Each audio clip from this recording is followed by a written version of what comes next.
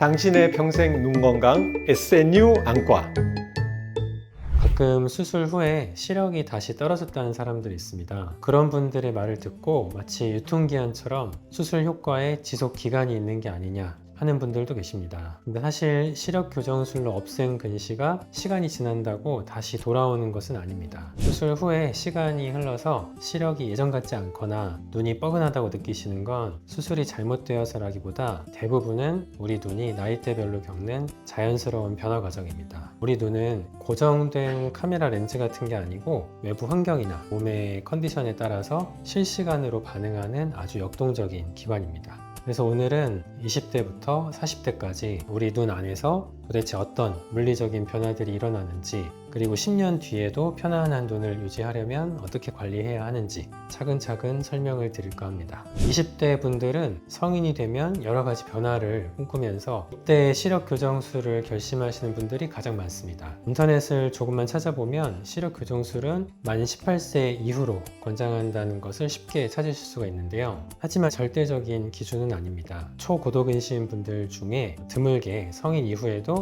안구가 계속 성장을 하면서 근시가 조금 더 진행되기도 합니다. 때문에 수술 이후에도 약간의 근시가 더 생기는 경우가 있죠. 중요한 것은 내 눈의 성장이 완전히 멈췄는가입니다. 그래서 만 18세 이전이나 성인기 초기에는 근시 도수가 이전과 변하지 않았는지, 최근에 실제로 시력이 떨어진 것을 느꼈는지 체크하게 됩니다. 다른 이유도 있습니다. 성장기에 우리 눈이 책이나 스마트폰 화면 등을 가까이서 오랫동안 초점을 맞추려고 하면 안축장의 성장을 자극하게 됩니다. 이 과정에서 눈의 가장 뒤쪽 벽을 지탱하는 섬유 조직들이 느슨하게 재배열되면서 조직이 얇아지고 안구가 점차 길어지게 됩니다. 그 결과로 근시가 진행되는 거죠. 다른 이야기로 시력 교정 수술을 받으신 분들 중에 나중에 근시 퇴행이 오는 경우도 있죠. 우리가 피부에 상처가 나면 상처 치유 반응으로 새살이 자라는 것처럼 일종의 상처 치유 반응과 유사하게 각막 조직이 일부 증식하는 것으로 추정하고 있습니다. 사실 대부분은 수술 이후에도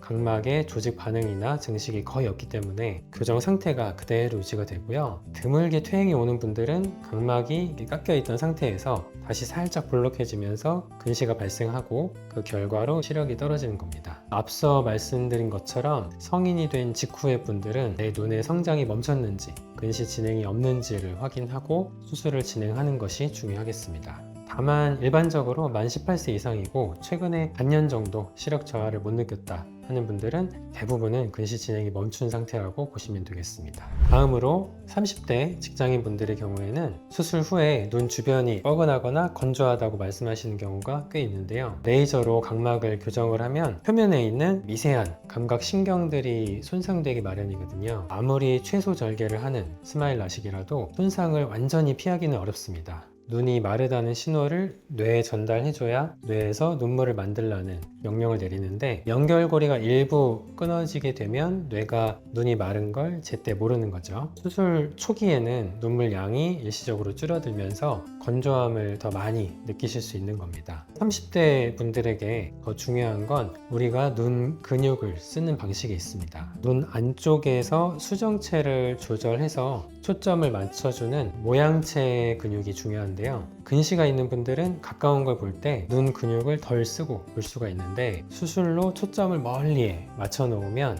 우리가 핸드폰이나 가까이를 볼 때 모양체 근육에 힘이 더 많이 들어가게 됩니다. 가까이를 보려고 할 때는 눈 바깥쪽에 있는 근육에도 같이 힘이 들어가게 되는데, 그 과정에서 안구에 붙어 있는 외안근에 전체적으로 피로가 많이 오게 됩니다. 이런 근육들의 피로가 바로 모니터를 오래 보게 되면 눈이 뻐근하게 조여오고 금방 피로해지는 이유입니다. 이건 건조증과는 다른 부분이라 인공 눈물만으로는 피로감이 해결되지가 않고요. 거리를 한 40cm 이상 띄어서 보거나 한 3-40분마다 눈을 한 번씩 멀리 보거나 쉬었다 보는 식으로 눈의 근육들의 피로를 풀어주는 게 중요하겠습니다.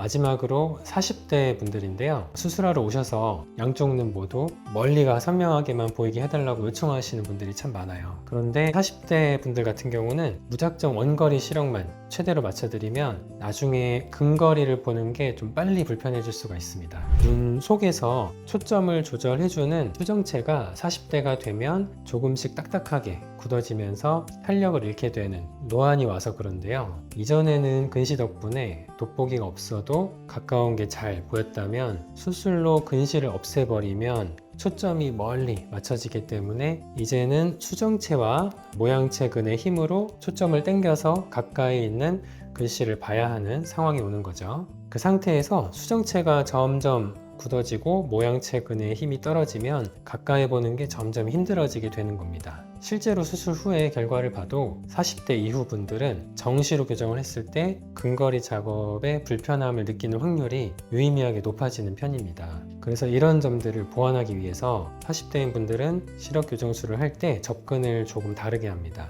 저희는 크게 두 가지 방향의 대안을 제안해 드리는데요. 첫 번째는 모노비전이라고 해서 평소에 멀리를 볼 때 주로 사용하는 주시안은 원거리에 선명하게 맞추지만 상대적으로 덜 쓰시는 비주시안 쪽에는 근시를 약간 남겨두는 방법입니다. 우리 뇌는 두 눈이 보내는 정보를 하나로 합쳐서 인식하는 놀라운 능력이 있거든요. 한쪽 눈에 근시라는 버퍼를 살짝 남겨두면 원거리 시력은 어느 정도 확보하면서도 핸드폰이나 책을 볼 때 비주시안으로 돋보기에 도움 없이 더 편하게 볼 수 있는 여유가 상당 기간 동안 생기게 됩니다. 두 번째는 좀 더 고차원적인 광학 기술인데 레이저로 각막을 깎을 때 빛의 초점이 맺히는 위치를 바늘 끝처럼 점 하나에 집중시키는 게 아니라 앞뒤로 길게 늘어지는 모양으로 만들어주는 겁니다. 전문 용어로는 초점 심도를 확장한다 라고 하는데요. 초점이 맺히는 범위가 길어지면 수정체가 탄력을 잃고 딱딱해지더라도 무리하게 힘을 쓰지 않아도 어느 정도 초점이 맞는 여유 공간이 넉넉하게 확보가 됩니다.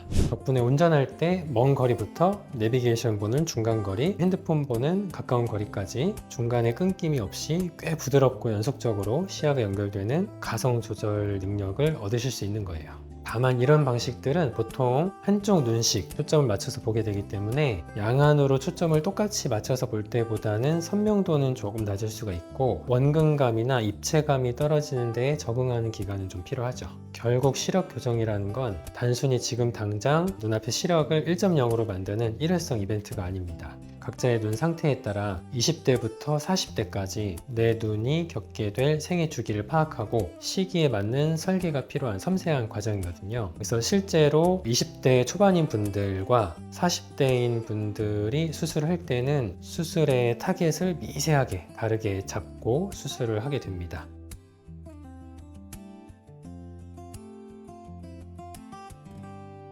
정밀한 검사를 통해 내 눈의 근시 진행 상태와 노화의 정도를 정확히 파악하고 의료진과 충분히 상의하셔서 10년 뒤에도 편안한 시력을 설계하시길 바랍니다. 지금까지 SNU 안과 원장 이민규였습니다.